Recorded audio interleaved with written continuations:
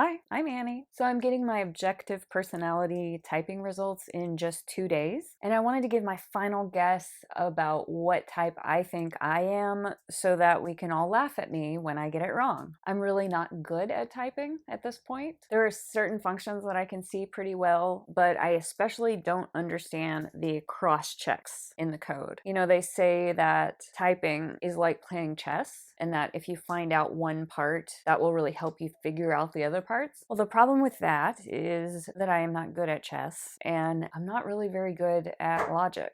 So I need to work on that. So my best guess is that Dave and Shan will type me as some kind of a self above tribe IJ, probably like an IP IJ. I really don't know. I'm really confused. My best guess is NI, FI, and sleep, blast, consume, play. I think that it's masculine FI, and the NI, I think feminine, but I really don't know the difference between feminine NI and masculine NI. Previously, I was thinking that I was sleep, consume, blast, play, but as I'm observing myself and watching some of my videos and even rewatching my typing video, I can see that blast is not low. Blast is actually pretty high. Even in my typing video, there were these little like moments where I was teaching, and it was just kind of funny because I was just talking to Dave and Shan, you know. Definitely not blast last, but I'm pretty solid on sleep first and play last. That looks pretty obvious to me. Oh, and just a little thing, I think I'm visual.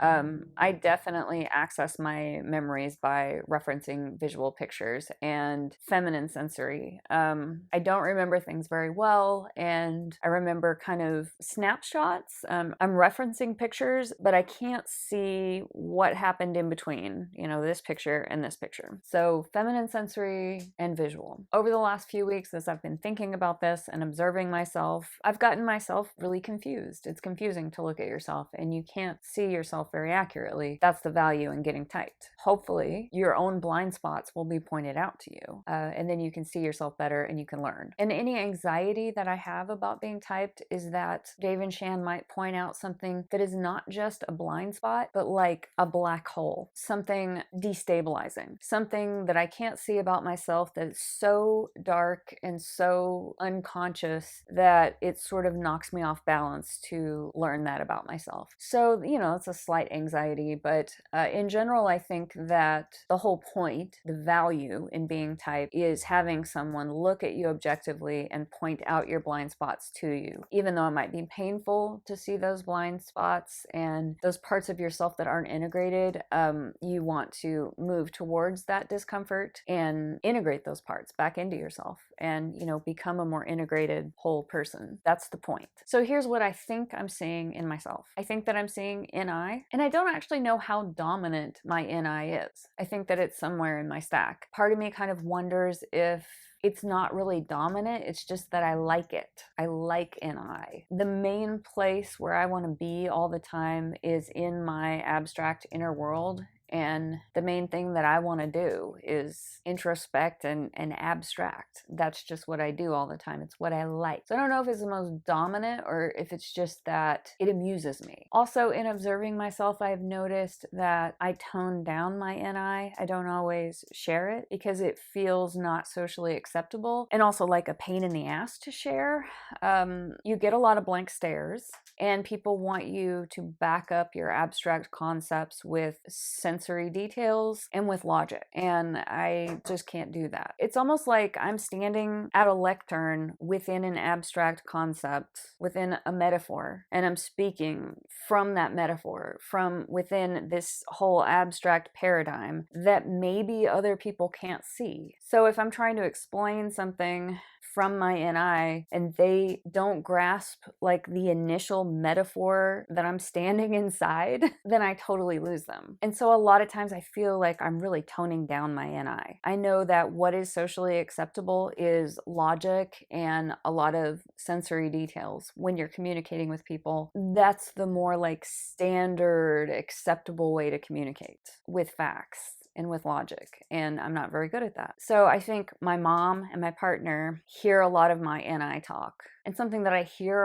a lot from my mom. I talk to her on the telephone every morning at 8 a.m. A lot of times I'm just going on and on. I'm standing inside of my abstract construct that I have, speaking about something to her, and she commonly just says, "What are you talking about?" Like I lost her, a while ago because she didn't understand like the initial paradigm I was speaking from. I think NI is in there somewhere. I just don't know how dominant it is. The other thing that I notice is demon logic. Is demon logic a thing? Because I feel like any reasoning that I'm doing is not conscious. The reasoning is like a program that's running in the background subconsciously. I am not aware of the reasoning. I know things and I understand things, but I can't access the logic. I can't tell you logically why. So maybe that's like demon thinking or demon TE or just weak TE, weak logic. I find it tedious to have to explain things logically. I'm not good at it. Also, when I'm figuring things out, if I want to understand something or figure it out, here's what my process looks like. I ask myself. So I ask myself a question, and then that's it. That's all the work that I put in. I ask myself the question. And then I feel like the figuring out and the logic and the reasoning is happening subconsciously. The answer pops into my mind at an unexpected moment. The concept drops into my head, the answer kind of fully formed. And how I arrived at that, I don't know, because that was all happening subconsciously. And if you ask me to explain why, explain the logical steps, I'm not going to be very good at it. It makes me feel inadequate. It makes me feel like, well, maybe I'm not that smart, or I'm gullible because I'm all in on this abstract concept because it feels true, but I can't tell you why. I can't tell you the steps of why that's true or how I got there. So it makes me feel kind of dumb. Like I'm not one of the smart guys. Another thing that makes me think I have weak TE is that I don't argue. I don't argue and I don't compete. Usually when people try to argue, they're using logic. And if they're doing that, almost everybody is going to be more logical than me. And I can't win. And I also don't care, sort of. If someone tries to engage me in an argument, I just kind of, it's not like I roll over. Like I don't submissive roll over. It's more like I just walk away. I don't know how to argue. And also, logic is not that convincing to me. I know this isn't very academic or scientific, but I'm comfortable that things are true if they feel true to me. And the reasons are very vague. So I see FI, and I think it's masculine FI, and that's pretty dominant. Yeah, my FI is pretty overgrown, I would say. FE is not really working. I feel like I'm an observer. Like the main issues in my life are observer issues. And I think that's the thing that would surprise me the most, is if I was typed as a decider. That would really surprise me. And there was someone on the Facebook group that did type me as a decider, and I was kind of surprised by how that upset me a little bit. And then that made me paranoid and made me think like, well, if it upsets me for someone to say that I'm a decider, then maybe I am. Because like, why does it upset me so much? And I think it's really because I'm thinking of unhealthy decider issues and just thinking like, ooh, gross, that's not me. Just a certain kind of neediness. No, I'm talking only about unhealthy deciders, but I think I have sort of a negative judgment of unhealthy deciders, that they seem kind of needy and like they think that their feelings are my responsibility, and that freaks me out.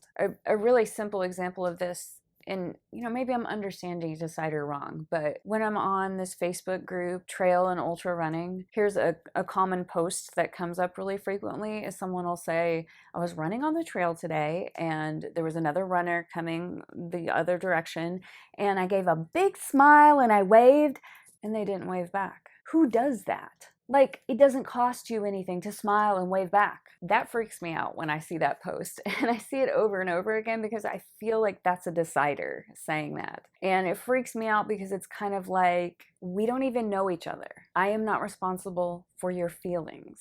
Don't need me to extrovert. Don't need me to make you feel better about yourself. Just don't need me, full stop. We're strangers. I'm running alone. This is a solo sport. I'm on the trail trying to get some peace and solitude, and I'm running my own run.